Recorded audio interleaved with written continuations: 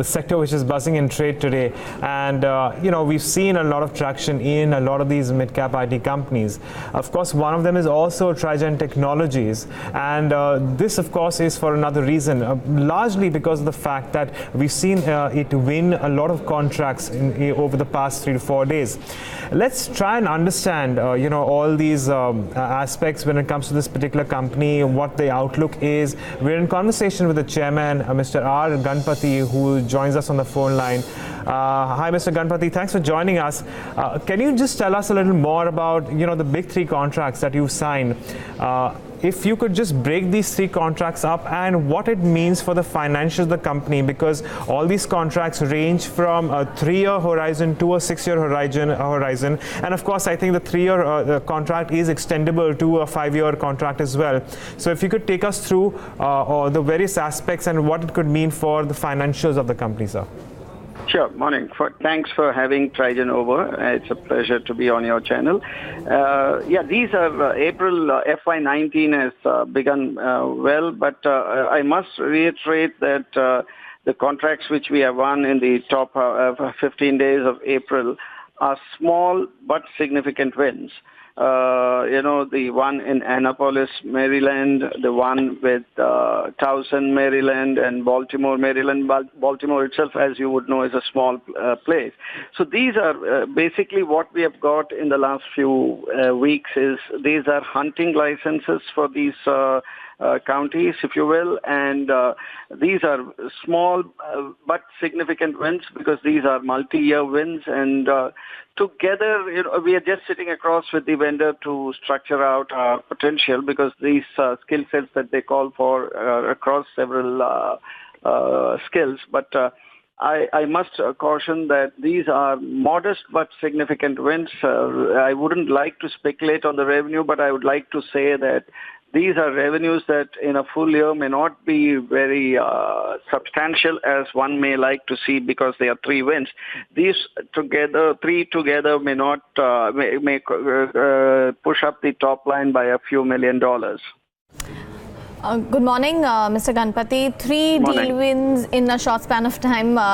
Congratulations. But, sir, is there any indication, I understand you cannot give us an exact number, but any sort of an indication of the value of these contract wins, or at least, what could be the combined contribution to annual revenues? Just any sort of an indication. Yeah, I can give you a back of the envelope real ballpark figure, but I wouldn't like to be held against it because these are early days of evaluating the contracts. These are, as I said, at the risk of repeating myself, these are basically hunting licenses, and these will help us be present in these sectors and in these states, which increases our geo spread in the United States.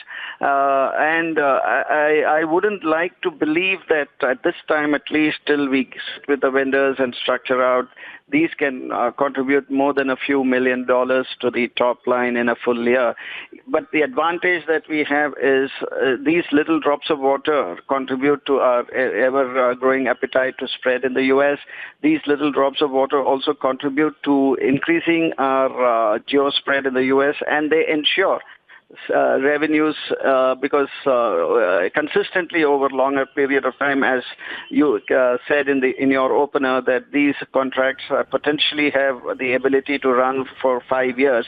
One, of course, is for 3 with the potential to extend to 2, and 5 with the potential to extend a little more.